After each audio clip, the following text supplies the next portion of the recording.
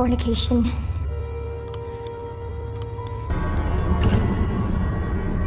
तो हेलो दोस्तों, तो आज मैं आपके लिए द लास्ट थिंग मेरी शो का एक्सप्लेनेशन लेकर आया हूँ, जो कि 2021 में रिलीज हुई थी और ये बहुत ही थ्रिलिंग सस्पेंस वाली मूवी है। तो मैं आपसे रिक्वेस्ट करूंगा कि इस वीडियो को एंड तक पूरा जरूर देखिएगा। इस मूवी की स्टार्टिंग में एक बड़े से मेंशन में एक लड़की दिखाई जाती है, जो कि एक बुक को खोलकर उसकी स्टोरी पढ़ने लगती है, और ये कोई होली बुक नहीं थी। सीन कट होता है और अगले सीन में हम दो कॉप्स को आपस में बातें करते हुए देखते हैं, जो किसी केस को इन्वेस्टिगेट कर रहे थे और उसे लेकर काफ़ी उलझन में थे। एक ऑफिसर को ऐसा लगता था कि क्रिमिनल्स को कंट्रोल करके ये सब लूसीफर उनसे करवा रहा है, जो कि एक डेविल है, और उसे एक मौका देने का मतलब है कि डेविल को मौका देना, और उन्हें ऐसा नहीं करना चाहिए। दूसरा ऑफिसर इन सब पर बिलीव नहीं करता था और हर चीज़ को प्रॉपर इन्वेस्टिगेट करने को कहता है, और उसके हाथ में हम उसी बुक को देखते हैं, जो कि उन्हें उसी घर में मिली थी जहाँ पर यह हादसा हुआ था, और उस पर खून भी लगा हुआ था। फिर हम उस क्रिमिनल को देखते हैं जिसका नाम मैरी था, जो कि सिर्फ 18 साल की थी और उसकी आंखों पर पट्टी बंधी हुई थी, क्योंकि उसकी आंखों से कंटिन्यूसली खून बह रहा था। मैरी एक बहुत ही रिच फैमिली की बेटी थी और उसके घर में 2 दिन पहले बहुत ही खौफनाक हादसा हुआ था। मैरी पर आरोप था कि इस हादसे के पीछे और उसके ग्रैंडमा गायब होने के पीछे मैरी का हाथ है, लेकिन कोई भी नॉर्मल इंसान ऐसा नहीं कर सकता था। पर अगर मैरी ने यह सब किया है तो उसकी आंखों की हालत ऐसी कैसे हो सकती है, जिसके बाद में वहाँ के लोग उसे भगवान की प्रेयर करने को कहते हैं, क्योंकि अगर वो डेमन से पजेस्ड है तो ऐसा नहीं कर पाएगी। लेकिन मैरी बहुत ही आसानी से वो प्रेयर को बोल लेती है। असल पूछताछ स्टार्ट करते हैं, जिसमें मैरी खुद उन्हें बताती है कि 2 दिन पहले उसके घर में क्या हुआ था। मैरी बताती है कि वो एक लड़की से प्यार करती थी जिसका नाम एलेनोर था, और वो उसी के घर में काम करने वाली एक मेड थी। उन दोनों के इस लेस्बियन रिलेशनशिप के बारे में उसके पेरेंट्स को भी पता चल गया था, जिनका नाम एग्नेस और रैंडल्फ था। दोनों इस बात से परेशान थे, क्योंकि इस समय ऐसा करना एक पाप माना जाता था। उन्होंने कई बार मैरी को रोकने की कोशिश की और समझाया भी, लेकिन मैरी ये एडमिट ही नहीं करती है। फिर इवेंचुअली वे लोग इस बारे में जानकर मैरी की ग्रैंडमा, जो कि उस फैमिली की हेड थी, उनसे बात करते हैं। ग्रैंडमा को इस मूवी में मैट्रियार्क नाम से बताया गया है और उनके पास में जादुई ताकतें भी थी। सभी उनकी बहुत ही रिस्पेक्ट करते थे और सबको लगता है कि वो कुछ भी गलत नहीं कर सकती है और उनके अगेंस्ट नहीं जा सकती है। वे सभी उसी रात को एग्नेस के भाई ऑस्टेस और उसकी वाइफ एन को भी घर पर बुलाते हैं। ऑस्टेस को देखकर थियोडर, जो कि उस घर का गार्ड था, वो बुरी तरीके से घबरा जाता है और खुद को छुपाने की कोशिश करता है, जैसे कि कुछ पुराना और दर्दनाक हादसा उसके सामने आ गया हो। अब एग्नेस उन दोनों को कन्विंस करती है कि वे लोग एलेनोर को अपने साथ में ले जाएंगे, और भी उनसे कहती है कि एज ए मेड वो बहुत अच्छी है और उससे सारा काम आता है। इनफैक्ट वो पढ़ाई लिखाई भी जानती है। ऑस्टेस उसकी बात नहीं मानता है, क्योंकि उसके घर में भी उसका एक जवान बेटा था। पर कुछ सोच समझने के बाद में वे लोग उसे ले जाने के लिए रेडी हो जाते हैं। लेकिन एलेनोर को ले जाने से पहले वो उससे प्योर करवाना चाहते थे, क्योंकि उस समय में एक लड़की का दूसरी लड़की के साथ में रिलेशनशिप होना बहुत ही बड़ा पाप माना जाता था।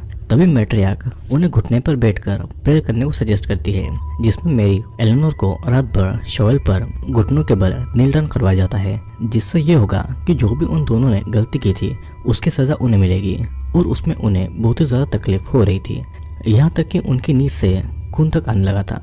लेकिन मैट्रियार्क को उन पर बिल्कुल भी दया नहीं आती है और रात भर ऐसा ही चलता रहता है। मैरी का एक छोटा सा भाई भी था जिसका नाम मैथ्यू था, जिसे इन सब चीजों से दूर रखा जाता था, लेकिन वो दरवाजे के पीछे से छुपकर सब कुछ देख लेता है।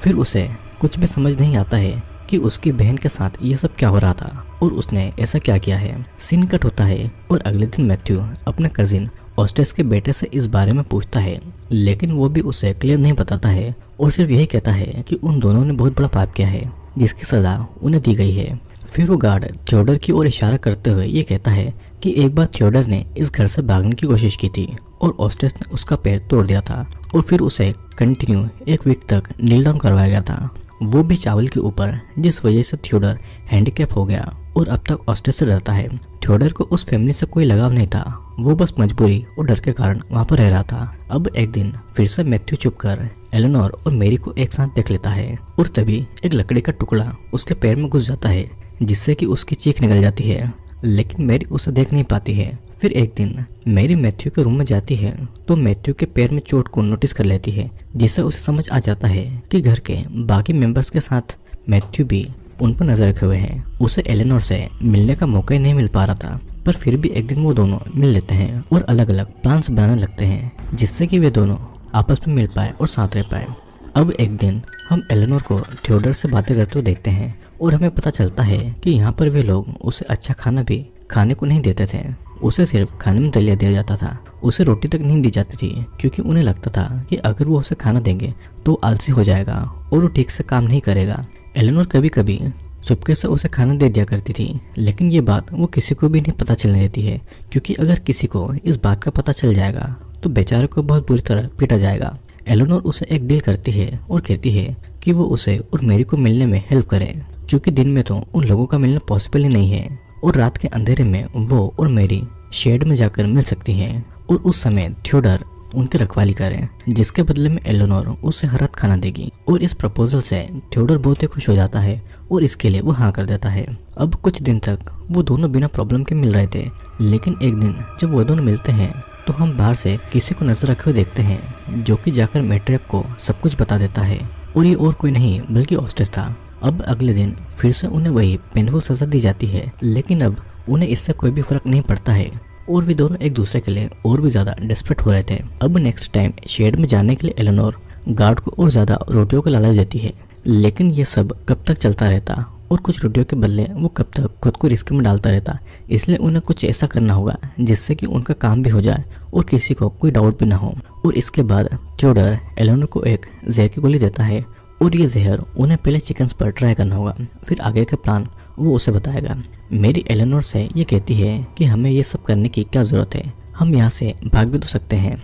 लेकिन एलेनोर अपनी जिंदगी छुपते छुपते नहीं जीना चाहती थी और अगर वो दोनों पकड़ा जाते हैं तो वो लोग उन्हें मार देते हैं। अब हम इधर मैथ्यू की नींद खुलते हुए देखते हैं और फिर एलेनोर मुर्गियों को वो जहर खिला देती है और वहीं पर रुककर एलेनोर उसी बुक में से एक स्टोरी को पढ़ने लगती है जो कि मैरी ने उसे गिफ्ट की थी, जबकि थियोडर ने उन्हें वहाँ पर रुकने से साफ मना किया था। और तभी मैरी की नज़र बाहर जाती है और मैथ्यू को वहाँ पर खड़ा हुआ देखती है और उसे रिक्वेस्ट करने लगती है कि वो किसी को भी इस बारे में नहीं बताए, लेकिन उसे नहीं पता होता है कि उसके साथ मैट्रियर्क भी वहाँ पर आई हुई थी। अब सडनली शेड में अंधेरा हो जाता है और मैरी एलेनोर को पुकारने लगती है और वो देखती है कि मैट्रियर्क ने अपनी जादुई शक्तियों से एलेनोर को हवा में लेविटेट करके रखा हुआ था और उसके गले को चोक करके अपने नाखून उसके गले में घुसा देती है।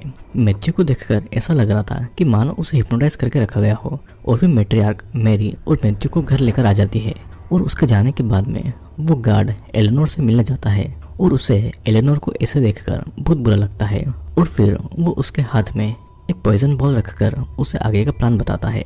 अगले दिन मैरी मैथ्यू का बैंडेज चेंज करते हुए उससे बात करती है, जिससे कि उसे ऐसा लगता है कि शायद वो मैथ्यू है जो कि उनकी खबर जाकर मैट्रियर्क को दे रहा है, लेकिन वो इस बात से डिनाई करता है। रैंडोल्फ को मैट्रियर्क से बातें करते हुए देखते हैं, जिसमें वो कहता है कि उसके पास में एक पुरानी किताब थी जो कि गलत हाथ में पढ़ने से किसी का खून भी करा सकती है, लेकिन अब वो किताब उसे नहीं मिल रही है और उसे ये भी लग रहा था कि शायद उस बुक का इफेक्ट मैरी और एलेनोर पर भी पड़ा है। वो मैट्रियर्क से एलेनोर को जल्दी से जल्दी इस घर से भेजने की बातें करता है और वहाँ से चला जाता है। फिर अब मैट्रियर्क चाय पीती है जिसमें एलेनोर ने जहर मिलाया था और उसे पीने के बाद में उसकी मौत वहीं पर हो जाती है और मैरी वहाँ पर जाकर उस कप को उठा लेती है और उसके मुंह से खून को भी साफ कर देती है। फिर वो जाकर घर के लोगों को इन्फॉर्म करती है और सब इसे एक नेचुरल डेथ समझते हैं। इस फैमिली का एक अजीब सा रिवाज था कि फैमिली के किसी भी मेंबर की डेथ होने पर उस दिन सभी लोगों को मौन रखना होगा। फिर वे लोग ये देखते हैं कि मैट्रियर्क की एक फिंगर में मूवमेंट हो रही थी, तो रैंडोल्फ उस फिंगर को तोड़ देता है, जिसके कुछ देर बाद वो फिंगर काली पड़ जाती है और थोड़ी देर के बाद में घर के बाहर एक लड़का आता है जो कि अपना फेस कवर करके रखता है और वहाँ पर चिकन बेचने के लिए आया हुआ था। तो थियोडोर उसे घर के पीछे बनी हुई रसोई में जाने के लिए कहकर उसे पॉइजन का पाउच देकर उसे एलेनोर को देने के लिए कह देता है और ये भी कहता है कि बदले में एलेनोर उसे इसकी कीमत दे देगी। फिर वो एलेनोर के पास जाकर उसे अपना फेस दिखाता है और उसका फेस आधा जला हुआ था, लेकिन एक्चुअल में ये उसका बर्थमार्क होता है और बताता है कि उसकी माँ ने उसे 3 साल की एज में मारने की कोशिश की थी, क्योंकि उसकी माँ को लगता था कि शायद एक डेविल का रूप है और उसी दिन उसने अपनी माँ को मारकर अपनी जान बचाई। वो एलेनोर को उसका पाउच दे देता है, लेकिन बदले में वो एलेनोर का रेप करता है। अब उसका रेप करने के बाद में वो उससे एक रोटी मांगता है, लेकिन गुस्से में एलेनोर उसकी एक उंगली काट देती है, जिसकी आवाज़ सुनकर मैरी वहाँ पर आ जाती है और लड़का रोटी उठाकर वहाँ से भाग जाता है और वो दोनों एक दूसरे को हक करते हैं। फिर तभी वहाँ पर उनके घर वाले आ जाते हैं और डिनर के टाइम फिर से उन्हें सजा दी जाती है, जिसमें एलेनोर को चावलों पर नील डाउन करना होता है और मैरी को मेड बनाया जाता है। फिर वे सभी के लिए खाना बनाती है और सभी के चाय के कप में जहर की बॉल्स डालती है और बस एक कप को छोड़ देती है, जो कि मैथ्यू का कप था। मैरी सभी को चाय सर्व करती है, लेकिन मैथ्यू कप में बहुत ज़्यादा शक्कर डाल रहा था, जिस वजह से रैंडोल्फ अपना कप उसे चेंज कर लेता है और मैरी करना चाहते हुए भी मैथ्यू उस कप की चाय को पी लेता है और मैरी उसे रोक तक नहीं पाती है। और इसके बाद एक एक करके सभी लोग मरने लगते हैं। रैंडोल्फ कुछ समझ पाता तब तक वहाँ पर वही चिकन बेचने वाला लड़का आ जाता है और वो रैंडोल्फ को शूट कर देता है और हम देखते हैं कि वो लड़का वहाँ से जाते वक्त थियोडर से रोटी के बदले उसकी गन ले लेता है और थियोडर को ही शूट कर देता है और वो गन लेकर अंदर घुस जाता है। वो लड़का एलेनोर से बदला लेना चाहता था कि तभी मैरी एलेनोर को बचाने के लिए उसके सामने आ जाती है और उस लड़के को समझाने की बहुत कोशिश करती है और उसे कहती है कि वो और एलेनोर यहाँ से दूर चले जाएंगे और वो अकेला अब यहाँ पर रह सकता है। लेकिन जब वो लड़का नहीं मानता है तो एलेनोर खुद ही मैरी के पीछे से हट जाती है और वो लड़का गन से एलेनोर को शूट कर देता है, जिससे कि उसकी मौत भी वहीं पर हो जाती है और मैरी जोर जोर से रोने लगती है। तभी उसे याद आता है कि आज तो घर के सभी लोग मौन थे, तो फिर उसे चिकन लाने के लिए किसने कहा था। लेकिन वो कुछ नहीं कहता है और वहाँ से चला जाता है।